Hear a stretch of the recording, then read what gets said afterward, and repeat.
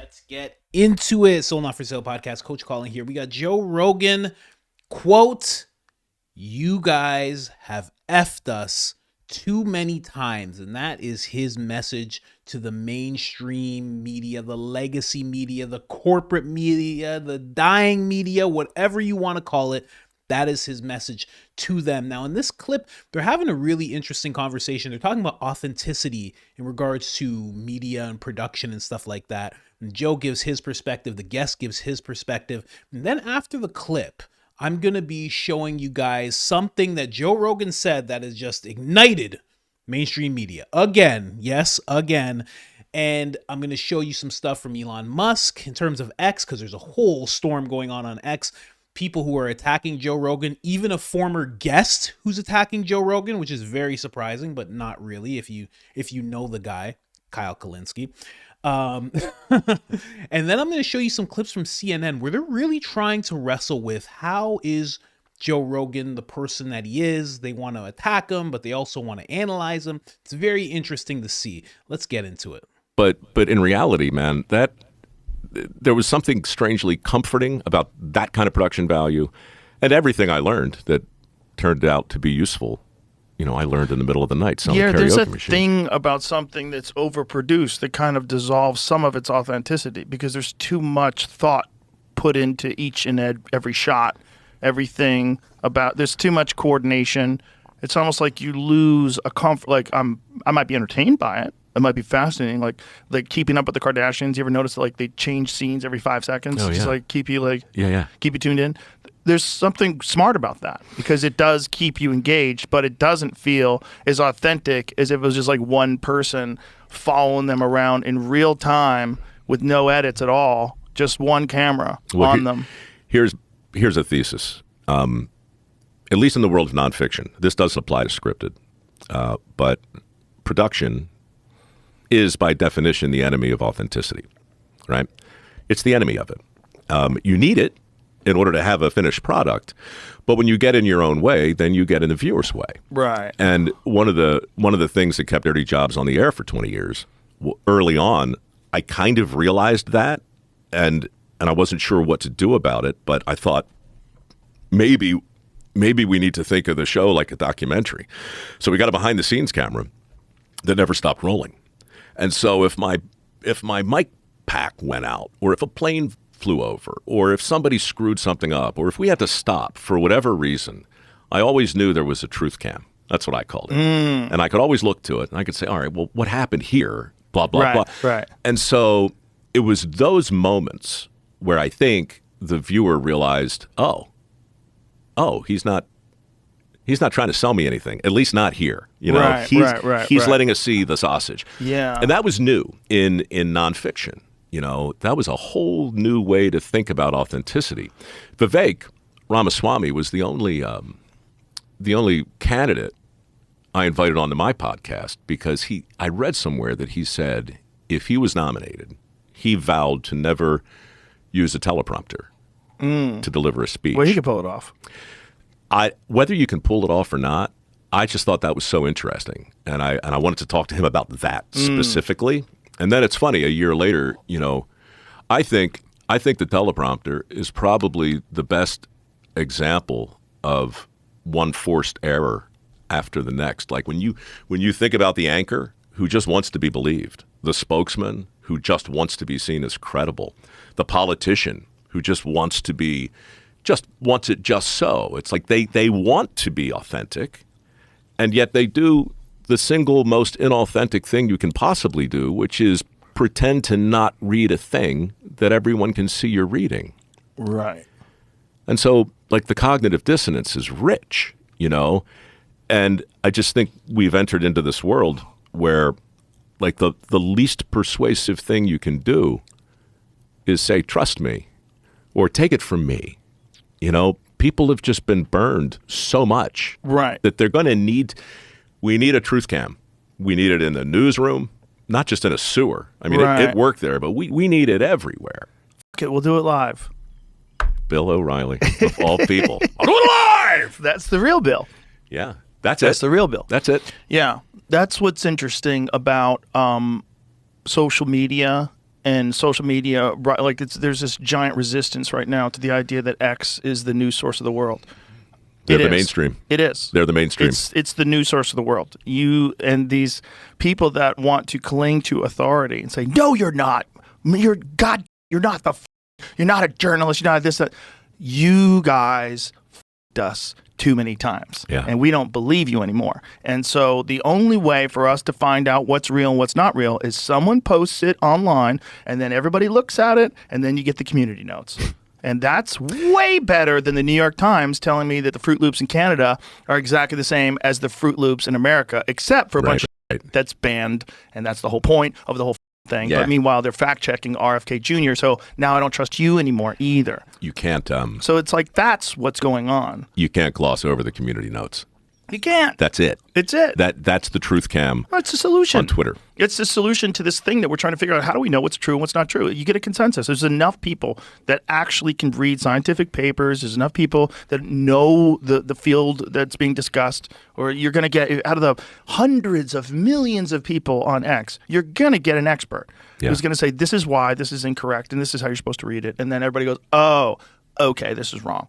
And now you know. And if you can just do a little research and go through that paper or go through that thread, you'll if you're an objective person, you'll probably get a good sense of who's right and who's wrong. It's a weird dichotomy, though, right? Like skepticism. Look, we have to be skeptical. Yes. But part of the reason we have to be as skeptical as we are is because so much of the media has abdicated on skepticism, and they've become something else, something else. And so, you can't really blame people for, considering what we used to dismiss as a conspiracy theory when the theories start to get borne out and when there's such a level of eroded trust in once credible institutions. Well, that's also the whole reason for the disdain for conspiracy theorists in the first place, is that, no, you're not an expert. I'm the expert, and you're wrong. But then when they're wrong, there's no repercussions. They never want to say, we were wrong about all this. Yeah. We're sorry. We were wrong about masking. We were wrong about social distance. We were wrong about all of it. Where's the humility, man? Yeah, no humility. Because they're not humans. And that's why you don't believe them, because they're just people reading off bullshit off a teleprompter. That's it. That's it. That's all it is. And nobody wants that anymore. You don't have to have that anymore. And that's why X has emerged and Substack and all these different things as like the place where people go to get actual information. And that's why they like podcasts, because it's just the three of us in this room. That's it. Whoever is the and numbers Carl. of people, and Carl's out cold now. But the numbers of people that are listening is like, it's just this crazy number that are all just listening to three people. So there's no producer, there's no, all that shit that gets in the way of things has been removed. It's actually for people when you think about it that way. Like if the audience becomes its own amalgam, I think of it like that. I think the audience gets short shrifted a lot. I thought of it last night in your club. It's like the audience is, without the audience, what are you doing? You're just building. Certainly at a club. Yeah, at a club, it's everything. It's everything. It's everything. But why is it different? Well, because you can't think about it that way. Because the best way to do it, in my opinion, for me, the best way I've found to do it is to never think about the audience. All I'm interested in, I think about it in terms of like, if I'm bored, they must be bored. Like, let me pick this up a little bit. Let me move this around a little bit. Let me figure out a way to. You got to move a conversation. It's like sometimes I've talked to like very old scholars, like very old, and it's like sometimes like, okay. Right. We got to focus you here. Like, we got to get you on this. Like, we're going to land this with plane, Trump baby. a little bit in the beginning when he was telling me the story with Lincoln's bedroom. I was at the bed he was a long man. He was very tall. Very tall. So I was like, okay, we got to figure out a way to, what's it like to be the president? What is that feeling like? How crazy is it on the first day? That's what I really wanted to know. So it's like you got to kind of move people around. But that is for me, like as an audience member. I'm not thinking about the audience because I feel like the best way to do it is for me to actually 100% be engaged and interested in what this person is talking about. But don't you think that's you are the proxy for the audience when you're at your best? Yeah, for sure. In my view, yes, for when sure. I'm listening to you, when I like high five you virtually, it's when you ask the question I was thinking. Yeah, and I really tried to do that in the sewer. I really tried to do that on Dirty Jobs. I really tried. I think you did. I think that's why it resonated so much with people. Well, I hope so. But no, for sure, because you didn't ever seem like a fake guy doing a thing. You seem like a fun guy, like a regular guy who's doing this thing where you're interacting with people like, what? How do you do this? Like, what is this? So yes, thanks. But then all of a sudden, I look up and Donald Trump's in the sewer with me. Oh, shit. And there's an election in a week. Oh. The stakes around me, right, all of a sudden have changed. So it's so interesting that he was sitting right where I'm sitting, and you feel the need to kind of put some sides on this thing because you understand, first and foremost, that as an audience member, right, as somebody who's just listening to this as a fly on the wall, I'm getting a little lost. Yeah, I'm a little bored. Let's move it along. Right. So, I mean, you can say that, hey, that's Joe being a good host, or that's Joe being super honest in a conversation where he's starting to drift a little bit. I'm most certainly aware that people are going to listen to it. Don't get me wrong. But I don't think, like, the questions, like, maybe the audience would want to know this. I do this one thing, even if I know that I know how a thing works, I will ask a person how a thing works so that the audience can hear it from them rather than from me. I don't want to be Mr. Smarty Pants. Sure. But Man, I let that run a little long, but very interesting conversation. And you know something? With everything I'm going to go through in this video, just remember this conversation. Because when it comes to, and you know what? I'll just go right to them talking because they're just so clueless. We'll just go right to them, and then I'll explore Joe Rogan getting attacked and everything on X here. Let me just go here because I got a couple of CNN clips. I was going to play them together, but I'll just do this one first because, you know, just listen to these guys talking about Joe Rogan.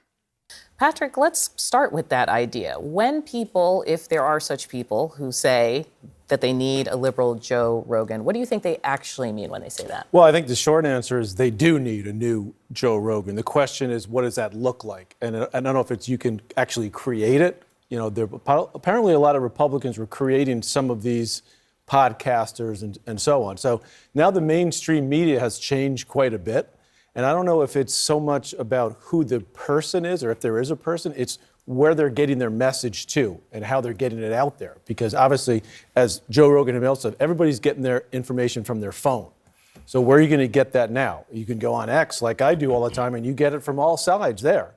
But I think for the Democrats, they need to find a way to get their message out to the people that they didn't get it out to. Misha, I see you ready to jump here. I agree with that. I think it's more an understanding of the new ecosystem, where people are getting their media messages from. We know that a lot of it is digital, it's social media. People aren't picking up the newspaper anymore. Did, right? They like TikTok their way through the coconut summer. And nobody cared about the coconuts. I think that it was a misreading of the electorate, but also a misreading of where people are getting their information. But in addition to that, it is not one person. I think that, you know, Joe Rogan has had more lives than cats when it comes to changing it up. I grew up seeing Joe Rogan, you know, have people eat testicles of animals and crawl through the darkness when he was doing Fear Factor. Then he did MMA, and now he's doing this. The man he shapeshifts a lot. That's not necessarily what is the thing that's bringing people in. What Democrats have to do is figure out ways in which they can get to the podcast that their people are listening to. That means your younger voters, your people of color voters. They're getting a lot of information from things that are not, unfortunately, shows like ours right now, that are not shows of the competitors either.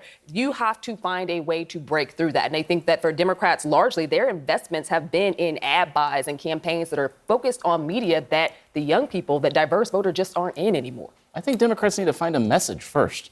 What is their message to voters? That I don't understand. Do they want to be the far left? Do they want to be moderate? Do they want to be, where do they want to land? I mean, it's so inauthentic to me to hear, like, we need to find our own. How are we going to create somebody out of thin air? First, they need to find a message and figure out who they are, and then figure all that out. So it wasn't healthcare access. It wasn't housing affordability. It wasn't childcare affordability. It wasn't having, you know, assistance in your home for the, you know, that sandwich generation. None of those things. Look, I'm not. Look, you guys are the one arguing all the time on TV and on radio and everywhere else about what the message is. I'm just saying they need to figure out the message. And then, to be clear, Republicans argue about their message all the time. And I think I grew up with right-wing radio and obviously Rush Limbaugh. There's always been a robust right-wing media ecosystem. And the question I have is, how much of this is actually about audience and what you will allow? Meaning, the campaign didn't let Kamala Harris sit for 3 hours. And I don't think the campaign would have put her in front of Theo Vaughn to talk about his cocaine habit. Look, like, Democrats have a different sense of, like, what's okay to do.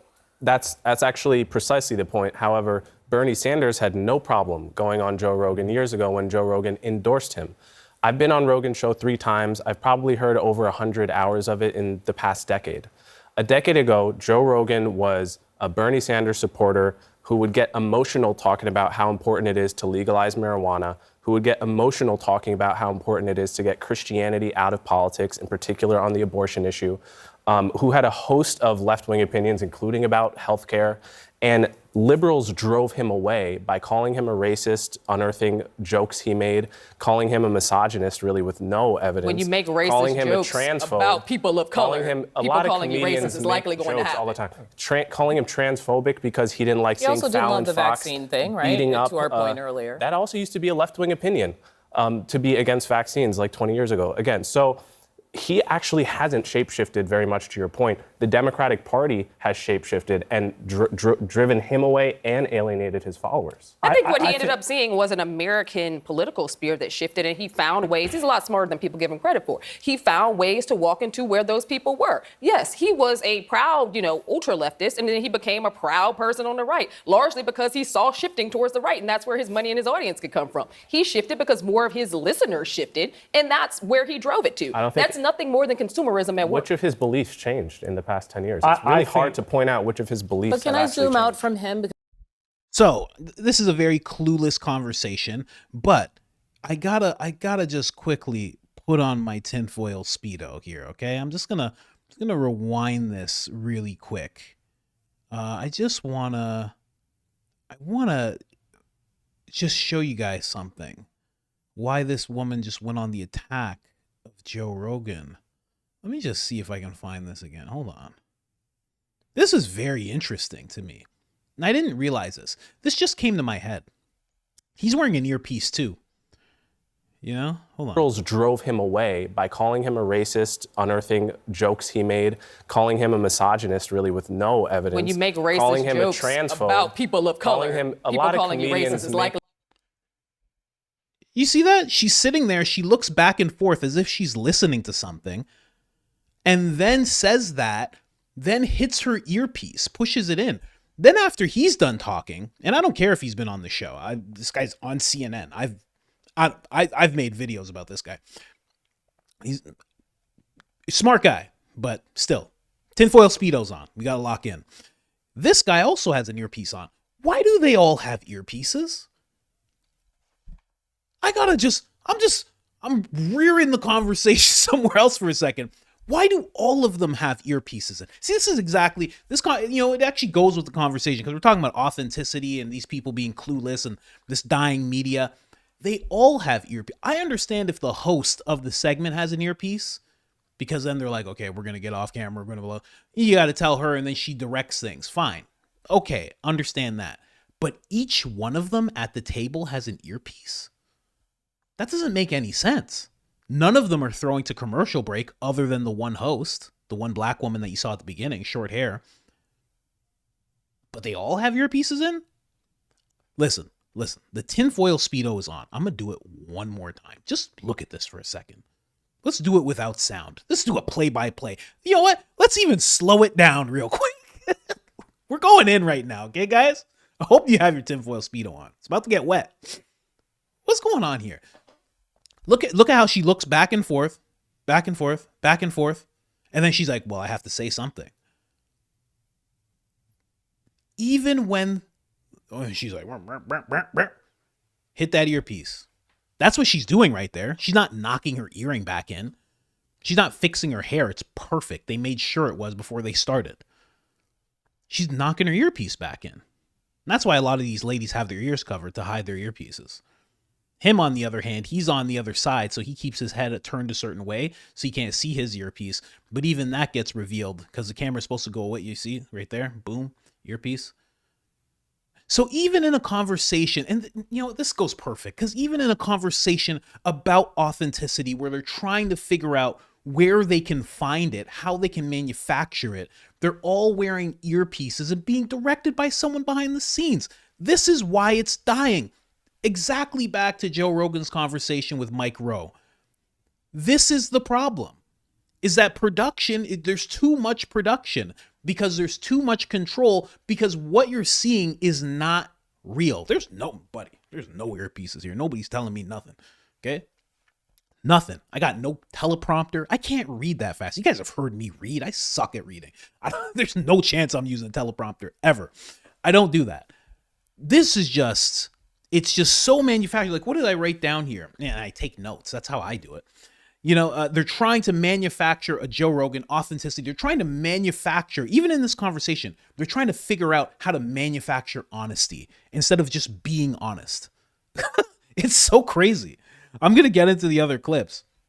They're talking about getting the message out. Like, how do we get the message out? Well, we got to find our message first. What do you mean find your message? Just be a person. See, and I just want to go to this last point before I bring up other clips, okay? Let me just move over here. Let me pull this up real quick, okay? We'll get into some stuff here. But the last point is, the reason Joe Rogan works so well is because he really cares about what he's talking about, which is why you always hear, he always says, I want to talk about what I'm interested in. Makes perfect sense. The reason that Trump is so authentic is because he actually cares about what he's talking about. And I don't mean in an angelic, Jesus-like way. I mean in a way where he's like, this is the thing I do. No, and you know, there's clips of him talking about this in the 80s where he's like, I'm tired of the country being taken advantage of. I'm tired of Americans being taken advantage of. I don't understand why this is happening. Someone needs to fix this. He's been talking about this longer than Joe Rogan's been talking about, I want to talk to someone who I'm interested in. Way longer. So that's what you're seeing with Trump. It's not that he's playing to a crowd. He's saying the same thing he's been saying since before I was born. So he's really dialed in. He's like, yeah, immigration. And listen, this is what we're going to do. We're going to win so big. And I'm going to do this with manufacturing. I'm going to put a tariff over here. It's because it's actually what he's interested in. That's why it reads as authentic. That's why the American people were like, this is something. Because he's like, yeah, forever. That's why when I talk like this, you're like, oh, this guy's getting passionate. I am. I'm getting hot. I'm sorry. But because this is actually what I'm interested in. I listen to podcasts days in, days out. That guy said he listened to 100 hours of Joe Rogan in 10 years. I listened to 100. I listened to 2 hours, 200, at least 150 hours a month. It's crazy. It's crazy. I go back. I'll listen to like episode 200 just for the hell of it. It's crazy. But that's what I'm into, which is why I should be the new Jamie when he retires. Just saying. Let's move on. Now, but let's get into what's going on with X. That's the last thing, you know. I can just touch on that really quick. The European Federation of Journalists is representing 320,000 journalists have announced they will all stop using X. Well, how about that? Elon, and this is why, you know, that kind of goes together as well. This is why Elon Musk has been saying you are so much more than the media now. He's been harping on this for everybody. He's been letting people know you are the media. This is the media. We are bigger than the mainstream media right now. Joe Rogan makes the big statement, and everybody knows that this is going to echo through X and it's going to echo into mainstream media. It's going to result in more attacks on Joe Rogan and Elon Musk, but he says X is the most reliable and most popular news source in the world. This has upset people. This has made people very happy, but all in all, it is true. YouTube is huge, right?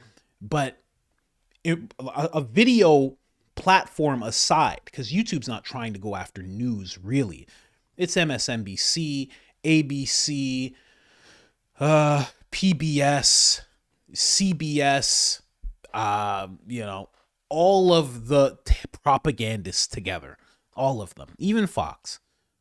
This is more popular than all of them. And if you really watch mainstream media nowadays, more often than not, you'll see an X clip pulled up or an X story brought up, you know? So, of course, Elon Musk thanks Joe for that. He says this means a lot coming from you. You know what? And also, given that Joe Rogan thinks this now, I see a Joe Rogan moving over to X possibly soon. I can see that happening because it's all about getting the views out there and making money. So if Elon Musk can say, hey, I will give you more than what you're getting at Spotify, and I will give you the equivalent of whatever you're making on YouTube, I could see Joe being like, okay, let's move this thing over, and then really get unhinged and say whatever we want. I could really see that happening. Then he'd have no worries. And it's nothing for Elon Musk. Former guest Kyle Kulinski, Joe Rogan podcast, the channel actually calls this out. They're the ones that saw this, which means Joe is aware of this for sure, because he does follow this page. There is an affiliation. Kyle Kulinski decides to say Rogan is fake independent media, barely a comedian anymore, and he's morphed into state media for Trump. He's more like Rush Limbaugh than George Carlin. First off, there's nothing wrong with Rush Limbaugh. You know how many older people have messaged me saying you remind me of Rush Limbaugh? And I was like, oh my gosh. And then I gained a bunch of weight, so you guys made it happen. I'm going to lose it. But there's nothing wrong with Rush Limbaugh. There's nothing wrong with George Carlin. In fact, he might be a combination of both, as time goes on. Funny enough, I said to my friend 10 years ago, I'm like, Joe Rogan's going to turn into Rush Limbaugh one day. I actually said that because I was watching the podcast, and I was like, he's going to be very right-leaning one day, like extremely right-leaning. And I was right. But I wasn't right in the sense of he changed. What ended up happening is that the left just went so far that he had no choice but to just be viewed as a right-wing figure. But either way, Kyle Kulinski is full of S. I want to say it so bad, especially when it comes to Kyle Kulinski. He's full of secular talk. We'll just say that. Absolutely ridiculous. Nobody would know who Kyle Kulinski was if it wasn't for Joe Rogan. He brought him on the podcast early in his career, made sure to do that for him, brought his wife Crystal Ball on, made sure to do that. So he's been nothing but nice to him and his family. Don't know why he would do this, but he's become very unhinged. If you follow him on X, it's absolutely disgusting. Hopefully he silences himself soon. Hopefully he goes to Blue Sky and just cries with all the blue-haired people. Okay? In fact, let me go back. Let me read this properly. Joe Rogan's become fake independent media. He's barely a comedian anymore, and he's morphed into state media for Trump. He's more Rush Limbaugh than he is George Carlin. That's my liberal voice, just so I can give it some authenticity. That's what the conversation's about, right? Of course, everybody jumped on Kyle when he started saying this. Apparently, Joe Rogan is state-run media. People are laughing at him. Tim Pool even jumped in. He said, Kyle, you're spiraling. If you really look into this guy's tweets nowadays, he really is spiraling. It's getting absolutely crazy. Look at the state of the Democratic Party. You're a fringe element that just got excited. I think somebody's going to get on me so bad. Like, this is a word that I don't know. I feel like he miswrote excited. Am I wrong about that? Am I wrong, guys? I don't know. Whatever. From mainstream politics. He's gone nuts, quite honestly. And a lot of people agree. They're piling on, but there's also a bunch of people who agree with Kyle. I've seen some guys who are really like, oh, I'm so disappointed in Joe Rogan, and oh my gosh, I can't believe he's saying this. But funny enough, this is a clip from CNN. Oh, is this the same clip I just played? Yeah, this is Kyle. He was defending him. Let's move on, because what Joe Rogan said is correct. There's a reason that it's correct. Oh, I just got to show you guys this real quick before the... Somebody photoshopped Trump's hair on Joe. I'm sorry, I didn't even mean to show you guys that. I'm just... It's so good. It's so good. But back to what I was saying. When it comes to Joy Reid, when it comes to the whole legacy media, there's a reason why it's dying. There's a reason why X is the most popular thing, because we have this legacy media that is not only trying to divide us, but also mold our reality and blatantly lie to us. Things like this. Listen to what she had to say before Thanksgiving. These are the people who say the undocumented, who they get to call illegal immigrants, like the Pilgrims had permission to come here, have to suffer the consequences of their actions, right? They made the choice to overstay their visas or come into our country illegally. So if they get deported, consequences. But you right-wingers shouldn't have to suffer the consequences of your votes? You don't want to be around me because I voted for fascism. No fair. I'm coughing on you with COVID, but you want me to wear a mask for your safety? No fair. My body, my choice. Well, here's an alternative thought. Make your own dinner, MAGA. Make your own sandwiches. Wipe your own tears. Troll amongst yourselves with Elon and leave us alone. You got your heart's desire, the president you dreamed of, and worship instead of Jesus. And this time, you didn't even have to storm the Capitol, smash the windows, or try to kill police officers or issue death threats to poll workers. See? You did it just by voting this time. Congrats. You got your way. And he even got away with breaking the law. Yay. But if you expect the 73 million who voted for the prosecutor, not the felon, and particularly the 92% of black women who voted for Kamala to give you a cookie for your vote, a trophy, a hug, a high five, you might be asking too much. If we want to eat with you, we will.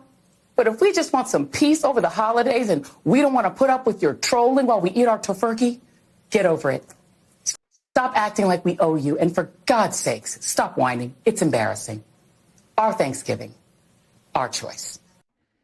Literally whining, talking to people about stop whining. But also there's a more sinister message here, right? It's not just that she just said a bunch of unhinged things and she's absolutely ridiculous.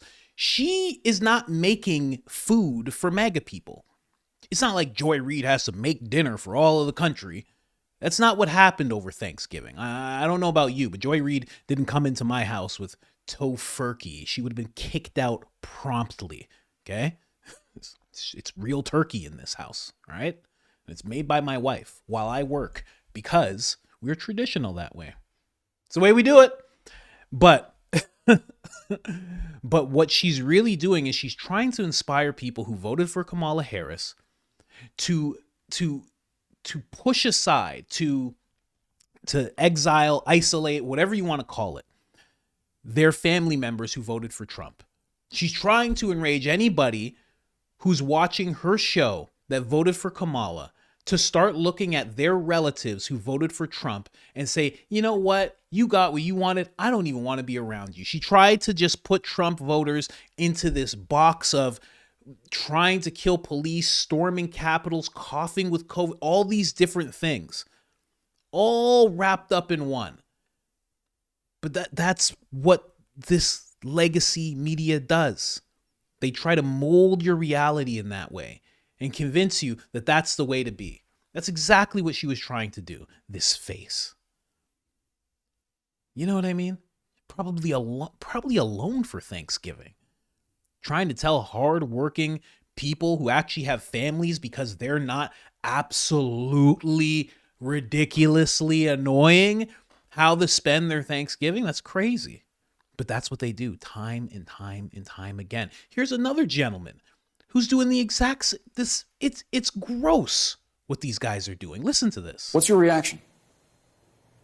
I mean, I think that Elon Musk, and one of the biggest fears that people have, which is being realized, is that he really wants to turn America into pre-1990 South Africa. And you look at Elon Musk and some of the things that his own parents have said about him and kind of coming into his own right now. You see with the xenophobia or the language that he uses to harken back to those days.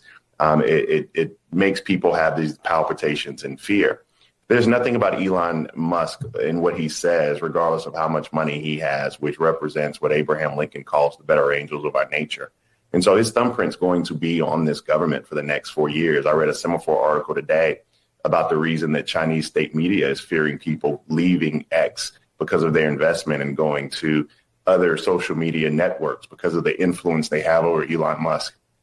History books are going to write about the fact that Elon Musk took this country backwards. That my father nearly died in this country in 1968, being shot by law enforcement, fighting for rights of people who look like me to be sitting in front of you today. And Elon Musk is working damn hard to take us backwards. The elections have consequences. So God bless you and your stake down at Mar-a-Lago. You get 4 years of influence, and then we have to get this country back on track. Absolutely unhinged. Let me just say something really quick, okay? No disrespect to this guy's father. None. No offense. The history books aren't writing about your dad. I apologize. I know there's going to be some black people who watch this. They're going to be like, how you going to say that to another brother? Buddy, no one's talking about your dad in the history books. It's okay. It's okay. 200 years, no one's going to talk about me. Unless I do something wild. I don't know. I don't have anything planned. No one's going to talk about your dad. No offense again. Just saying. They're going to talk about your dad like they talk about my dad, which is not at all. I'm just saying, it's just a weird thing that he brought up. They're going to talk about my father who almost died. And again, back to the sinister undertones of what he's saying. He's trying to paint this image of my father almost died, and Elon Musk has connection to the heinous thing that happened to my father. He's xenophobic. He's going to bring it back to apartheid South Africa, and also trying to link Elon Musk to China, saying, well, China fears people leaving X because of the influence they have over, like, what? China influence over Elon Musk and X? Are you crazy? What? Now, if we're going to talk about bot farms, Russia could easily have a bot farm on X. China could easily have a bot farm on X. WeChat, whatever goes on there, America could easily have a bot farm there. Canada could do the same. Bot farms are everywhere. I mean, that's just a fact. That's just the way it is. But to say that China fears people leaving X, I would think China fears X becoming like WeChat. If you guys even know what WeChat is, it's basically like an everything app. It's payments, it's bus tickets, it's plane tickets, it's this, it's that, it's everything. It's Venmo, it's Cash, it's everything you could think of. It's Instagram, it's Twitter, it's everything. It's owned by a company called Tencent, and the company is ruthless. You should look into that. Tencent. Look into that company. Wild. But they would probably fear him making that exact same app. He's the richest person in the world. He has this social media platform. He can slowly turn it into a direct competitor with their app. That would be the thing that they fear. But when these guys are doing this, these guys aren't going to tell you about Tencent randomly so you can search that up. They're not going to tell you about what China's WeChat is. They're not going to link that to X and what that looks like. And if Elon Musk can, all they're trying to do right now is just mold your reality. Just let you know that, his thumbprint's going to be on there. Well, it is. He's going to be a part of the government. But you're saying it like he's going to be this heinous, racist, xenophobic part of the government. He's literally just looking into efficiency. And if anything, he will be responsible for the firing of white and black and Asian and anyone who is not useful in the American government. That's it. That's all he's doing. No discrimination, no going back to apartheid state of South Africa. And there's no proof that he's trying to do any of those things, bring the country backwards. But this is what they do. This is why people don't like this media anymore. Why would you like this? But there's one man that does. That's Scott Jennings right here. And he's setting CNN straight about how great X is, and they can't handle it. Listen to this quick clip. Also, I heard what you're saying about X. I saw a survey this week. It's now the most ideologically balanced user platform. Scott, of any platform. stop. It's too early. I just sat down. I've only been here for 2 minutes. You cannot continue to say the show, you cannot say that. So, that's not the case. So Who's the source of that? What I find, we reported it on this network. It's not accurate, and you know it.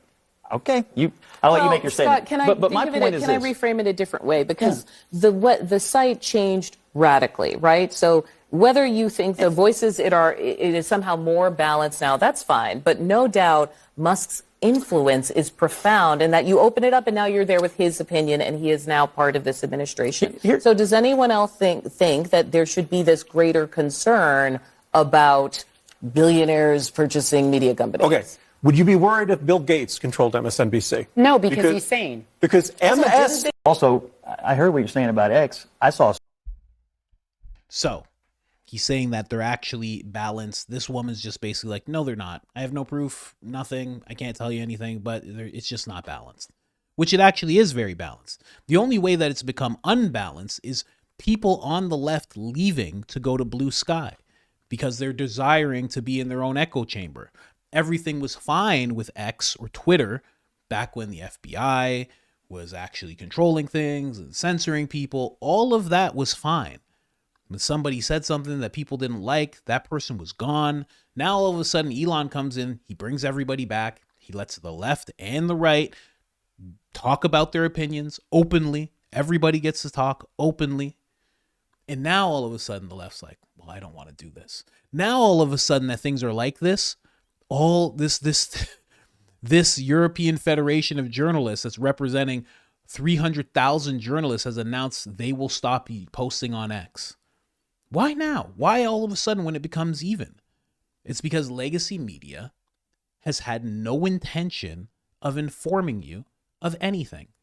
They've only wanted to shape your opinion, build your reality, and amp you up in a way towards whatever they choose the opposition to be. That's what they do. And that's why Joe Rogan said, you guys have effed us too many times. And now that there's another option, people are using it. Anyways, guys, like, subscribe, turn on the notifications, helps the channel tremendously. Other than that, I'm out.